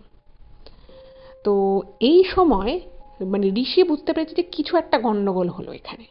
এবার ও বুঝতে পারছে না গন্ডগোলটা ঠিক কিসে হলো, মানে ও যে মন্ত্র পড়ছে, যেভাবে কাজ করছে সেভাবেই ও করছে, কিন্তু ভাবছে হাসছে কেন, মানে ও কষ্ট পেলে ওর ভিতরের যে যে জিনিসটা ওর শরীরে, ওই ভদ্রমহিলার শরীরে ঢুকে আছে তবেই তো সে বেরোবে, কিন্তু তার তো সেই মুহূর্তে চিন্তা থাকার কথা, সে কষ্ট করবে, সে কাঁদবে, সে মুক্তি চাইবে, কিন্তু সেটা নয় ভাবছে হাসছে কেন। এই মুহূর্তে মানে ঠিক মুহূর্তের মধ্যে যখন ওরকম হাসি হাসলো, হাসতে হাসতে না মানে হঠাৎ করে থেমে গেল মহিলাটা, মানে প্রচণ্ড বাজে রকমভাবে হাসছে, মানে সে মানে একটা মানুষের হাসিতে ঠোঁটটা যেভাবে প্রসারিত হয় মানে অস্বাভাবিক রকমের প্রসারিত হয়ে গেছে তার ঠোঁটটা, মনে হচ্ছে না ঠোঁটটা দুদিক থেকে কেটে যাবে। এমতাবস্থায় হঠাৎ করেই মানে চুপ হয়ে গেল এবং সঙ্গে সঙ্গে পীযূষের চোখ মুখ কিন্তু চেঞ্জ হয়ে গেল, মানে ওই মুহূর্তে দাঁড়িয়ে বাড়ির ওখানে সবাই দেখছে যে পীযূষের চোখ মুখ চেঞ্জ হয়ে গেল এবং ও কিন্তু মানে পুরো মেঝের উপরে পুরো গড়াগড়ি দিতে থাকলো, মানে একদম নিজে থেকে, কেউ কিছু বলেনি, কিছু হয়নি, কিচ্ছু না। এই মুহূর্তটায় হর্ষ বুঝে গেছে, মানে হর্ষ এবং ঋষি দুজনেই বুঝেছে যে কিছু একটা পীযূষ গন্ডগোল করেছে এবং যার জন্য পীযূষেরও উপরে কিন্তু এই প্রভাবটা পড়ে গেছে। বা দুজনকে একসাথে সামলাতে হবে, মানে পীযূষকে না থামানো যাচ্ছে না, মানে ওভাবে মেঝের উপরও যেমন করে গড়াগড়ি দিচ্ছে, ওর মাথা গিয়ে দেয়ালে ঠুকে যাচ্ছে, হাত গিয়ে কনুই গিয়ে দেয়ালে ঠুকছে, মানে একটা মানুষের শরীরে তো সে ব্যথা পাবে এভাবে যদি মাথা কনুই দেয়ালে ঠোকে, কিন্তু ওকে দেখে মনে হচ্ছে ওর শরীরে কোনো ব্যথা অনুভবই করতে পারছে না। তো এইরকম যখন হচ্ছে, তো তখন কি করেছে, মানে বুঝছে যে এবার তো মানে পীযূষকে তো সামলাতে হবে, ও একটা অন্য বাড়ির ছেলে, ও জাস্ট এসেছে ওদের সাথে। তো তখন ও না একটা মন্ত্র বলেছে এবং মন্ত্র বলে মানে ওই যে যজ্ঞকুণ্ড ছিল সেখানে একটা আহুতি দিয়েছে এবং আহুতি দিয়ে কি করেছে, ওখানে ওর একটা কিছু পুজোর দ্রব্যাদি ছিল যেটা ও বাড়ি থেকে নিয়ে এসেছিল, সেইটা মুঠো করে গিয়ে পীযূষের কপালে ওই যজ্ঞকুণ্ডের ওখানে মানে আগুন সহ গিয়ে ওর কপালে মানে একদম চেপে দিয়েছে। এবার চেপে দেওয়ার ফলে ওই আগুনের সাথে ওই যজ্ঞে যে জিনিসটা ধুনো মতো জিনিসটা সেটা যে ওর কপালে ঠেকিয়েছে, ওখান থেকে না পারে পুরো ধোয়া হয়ে গেল এবং ও ওই যে অস্বাভাবিকভাবে গড়াগড়ি খাচ্ছিল, বাড়ি মানে ডিগবাজি খাচ্ছিল, সেইটা বন্ধ হয়েছে এবং বন্ধ হওয়ার পরে দেখছে মানে পীযূষ চোখ খুলতে চাইছে, ও চোখ খুলতে পারছে না, ওর হাত পাগুলো কীরকম এদিক ওদিক হয়ে যাচ্ছে। তো তখন বুঝতে পারছে যে ও মানে তখন এরা দুজন বুঝে গেছে যে ওর শরীরের যে বাঁধনটা ছিল, যে বন্ধনটা ছিল সেটা কিন্তু খুলে গেছে কোনোভাবে। তখন মানে ওরা না মানে বুঝতে পারছে না যে কী করবে, কিন্তু অদ্ভুত বিষয় হচ্ছে যে সেই মুহূর্তে হর্ষর ফোনে একটা ফোন আসে। এবার ওই কাজ করতে ফোন তো ধরা যাবে না, তাও দেখছে একটা ফোন বারবার বারবার বেজে যাচ্ছে। তো মানে ওর মানে ঋষি তো বারবার যজ্ঞ করছে, পুজো করছে, বিভিন্ন রকমভাবে ব্যাপারটাকে ঠিক করার চেষ্টা করছে, কিন্তু পুরো আউট অফ কন্ট্রোল হয়ে গেছে, ঘরের মধ্যে এদিক ওদিকে জিনিস পড়ে যাচ্ছে শুধু শুধু, মানে যা তা ব্যাপার। এই রকম সময় যখন হর্ষর ফোনটা বারবার বেজে যাচ্ছে, তো তখন না ভাবছে যে কে ফোন করেছে একবার দেখি। তো তখন ও দেখছে যে ওর বাবা ফোন করছে, হর্ষর বাবা ফোন করছে। ফোনটা যেই হর্ষ ধরেছে বলছে যে তোরা কি খুব বিপদে আছিস, তোর দাদু বলতে, মানে বললাম যে ওনার দাদুর কিন্তু প্রায় 90-এর কাছাকাছি বয়স, উনি কোনো আর এসব কাজ করতেন না। তো দাদু এতটাই ক্ষমতা সম্পন্ন একজন মানে যোগী মানুষ ছিলেন যে তিনি বুঝে গেছেন যে কিছু একটা নাতিরা গন্ডগোল করেছে বা ওখানে কিছু একটা হয়েছে। তো তখন হর্ষ তো পুরোটাই বলে দিয়েছে যে এরকম গন্ডগোল হয়ে গেছে, আমরা যে বন্ধুকে নিয়ে এসেছিলাম সেই বন্ধুর মধ্যেও মনে হচ্ছে এই প্রভাবটা পড়েছে, কি করব। তো তখন বলছে আমি ফোনটা জোরে স্পিকারে দিচ্ছি, দাদু কিছু বলছে শুনে নে। তো ওর দাদু নাকি সেই সময় উনি বলেন যে উনি আর কি ফোনে ফোনে বলে দেন যে তুই এই মন্ত্রগুলো পড়, এই কর। আর উনি বলেন যে আমি এখানে বসে, মানে উনি বেনারসে ওনার ওই বাড়িতে বসে উনি ওনার ঠাকুর ঘরে, মানে ওনার যিনি ইষ্টদেব ছিলেন তার উদ্দেশ্যে উনি মানে পুজো দেন, এবং তার উদ্দেশ্যে উনি জল চড়ান, পুজো দেন। এবং উনি বলেন যে তোরা এইটা কর, তাহলে কিন্তু তোর বন্ধুও বাঁচবে, না হলে কিন্তু তুই দুজনের কাউকে বাঁচাতে পারবি না। তো এই মাতাবস্থায় ওই ফোনে দাদু মন্ত্র বলে দেন, এবং উনি নিজে ওনাদের বেনারসের বাড়িতে কিন্তু ওনার যে ইষ্টদেব ছিল সেই ইষ্টদেবের কাছে কিন্তু উনি সংকল্প করে একটা পুজো দেন ওই কন্ডিশনে। এবং তারপরে যজ্ঞে বলে যে তুই ক্রমাগত এই মন্ত্র বলে বলে আহুতি দিতে থাক, এবং সেই জিনিসটা কিন্তু মানে ওই যজ্ঞের যে আর কি যে তাপটা বলছে এদের দুজনেরই যেন শরীরে লাগে। তো ওটা কন্টিনিউয়াস করতে করতে প্রায় 1 ঘন্টা কন্টিনিউয়াস এরকম যজ্ঞ চলে, এবং কন্টিনিউয়াস এই একই জিনিসের মধ্যে ওরা থাকে, এবং খুব আর কি সেই সময়টাতে খুব রিস্কি ব্যাপার ছিল, মানে দুজনেই অস্বাভাবিক আচরণ করছে, কাউকেই ধরে রাখা যাচ্ছে না মাঝে মধ্যে। কিন্তু 1 ঘন্টা পরে যখন দাদু বলে যে ব্যাস এবার আর কিছু লাগবে না, আমার পুজো সম্পন্ন হয়েছে এবং আমি এখান থেকে মানে আর কি ঠাকুরের ইশারা পেয়ে গেছি যে সব এবার ঠিক হয়ে যাবে। তো তারপরে ও দাদু বলে দেয় যে আর কি কি করতে হবে। তো এই করে ওই লাস্টে যজ্ঞের যে টিকা হয় সেই চেলির ভিতরে একটা কলা দিয়ে নিবেদন করে যজ্ঞে দুধ ঢেলে যজ্ঞের আগুন নিভানো হয়, এবং সেই পুরো ছাইটা ওই গরম গরম ছাইটা দুজনেরই কপালে লেপে দেওয়া হয়। এবং অদ্ভুতভাবে পুরো ঘর থেকে মনে হলো, মানে ওখানে যে কজন ছিল প্রত্যেকে সেম জিনিসটা এক্সপিরিয়েন্স করেছে, যে পুরো ঘর থেকে মনে হলো একটা দমকা বাতাস বেরিয়ে গেল। এবং আরও অদ্ভুত বিষয় হচ্ছে যে তখন রাত প্রায় 12:30 বাজে, আকাশে কোনো মেঘ নেই, কোনো ঝড় নেই, কোনো হাওয়া নেই, কিচ্ছু নেই। ঝনঝন করে ওরকম একটা মানে অভিজাত ফ্ল্যাট যেখানে ভালো ম্যাটেরিয়ালে বানানো, ওদের যে হল ঘরটা ছিল সেখানে একটা স্লাইডিং ডোর ছিল, সেই কাঁচটা ঝনঝন করে ভেঙে পড়ে যায়, এবং পুরো ঘর থেকে মনে হলো একটা দমকা গরম হাওয়া বেরিয়ে চলে গেল। এবং অদ্ভুত বিষয় হচ্ছে এই ঘটনাটা যখন ঘটে সবাই পুরো হতভম্ব হয়ে যায় যে কী করে শুধু শুধু মানে ওই কাঁচের এতখানি এত বড় কাঁচের স্লাইডিং ডোরটা ভেঙে পড়ে গেল। এরপরে তো দুজনেই মানে অচৈতন্য হয়ে যায়, এবং তারপরে দুজনের কিছুক্ষণ পরে জ্ঞান আসে। এবং ওই ভদ্রমহিলা তো মানে প্রচণ্ড অসুস্থ, মানে ওনার তো খুবই আর কি অসুস্থ ছিলেন, কারণ উনি খুব দুর্বল হয়ে পড়েছিলেন ওনার শরীরে, যেহেতু বহুদিন উনি খাওয়া দাওয়া ঠিকমতো করেননি। তো তারপরে ওনাকে ট্রিটমেন্ট করা হয়, এবং প্রায় 1 মাস লাগে ওনার মানে আবার নর্মাল হতে। আর পীযূষেরও কিন্তু মানে সেই সময় তো ব্যথাটা অনুভব করতে পারেনি, কিন্তু শরীরটা তো ওরই ছিল। ওর কনুইয়ে বেশ চোট পায়, পায়ে কিছুটা চোট পায়। তো তারপরে ওকে ওখান থেকে ওরা তিনজনে মিলে চলে আসে, এবং পুরো যে নেগেটিভ এনার্জিটা ছিল সেটা থেকে পুরোপুরি মুক্তি হতে ওরা সমর্থ হয়। এবং এটা পুরোপুরি কখনোই সম্ভবপর হতো না যদি না এই ঋষির দাদু ওখানে বসে কাজটা করতেন। তো ঋষির দাদু কিন্তু ওদের মানে মানে পীযূষ এখনও যেটা লিখেছে যে আমি এখনও মনে করি যে সেদিন হয়তো আমি আর বাঁচতাম না যদি ঋষি হর্ষ এদিক থেকে চেষ্টা না করতো আর ওদিক থেকে ওর দাদু চেষ্টাটা না করতো, কারণ ভুলটা আমি করেছিলাম। ওরা আমাকে বারবার করে সব কিছু বলে দিয়েছিল। তো এরপরেও ও মানে সুস্থ হতে ওর কিছুটা সময় লাগে, যেহেতু ওর ওভাবে কনুই এবং পায়ে চোট পেয়েছিল। তো তারপরে ওরা একটা দুটো এরকম ইনভেস্টিগেশনে গেছিলো, তো পরবর্তী সময়ে ওদের তারপরে ইউনিভার্সিটি শেষ হয়ে যায়, যে যার মতো ও একটা আলাদা কোম্পানিতে চাকরিতে ঢুকে যায়। তো ও তারপরেও এখন ও ফাইনালি বেনারসেই সেটেল করেছে, এবং এখনও বিশ্বাস করে যে সেদিন ও বেঁচে ছিল শুধুমাত্র ভগবানের জোরে। এবং তারপর থেকে ও প্রত্যেক বছর মানে বাবা বিশ্বনাথকে দর্শন করে, মা অন্নপূর্ণা দেবীকে ওখানে দর্শন করে, এবং ও নিজেও মনে প্রাণে ভগবানকে প্রচণ্ড বিশ্বাস করে, এবং নেগেটিভ এনার্জিও যে তার সাথে সাথে রয়েছে আমাদের আশেপাশে সেটাও বিশ্বাস করে। আর ও এটা লিখেছে যে ভূত ভগবান চ্যানেলে প্রত্যেকটা এপিসোডও মন দিয়ে শোনে এবং ওর খুব ভালো লাগে। তো পীযূষকে অনেক ধন্যবাদ এরকম একটা ঘটনা শেয়ার করার জন্য, এবং উনি আগামী দিনে অনেক ভালো থাকুন, ওনার জন্য অনেক শুভেচ্ছা রইল।